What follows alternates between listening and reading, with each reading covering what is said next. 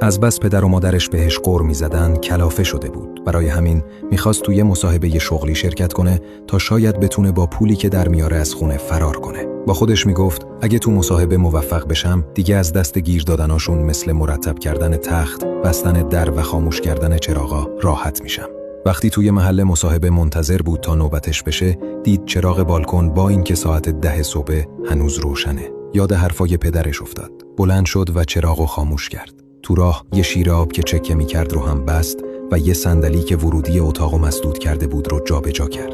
وقتی نشسته بود متوجه شد که هیچ کس از متقاضیا سوال نمی‌پرسه. اونا می‌رفتن تو و خیلی سریع میومدن بیرون. گیج شده بود. نوبتش که شد پروندهشو داد دست مصاحبه کننده، ولی با کمال تعجب اون آقا نه از مدرکش پرسید نه از رزومش، فقط گفت چه زمانی کارتو شروع می‌کنی؟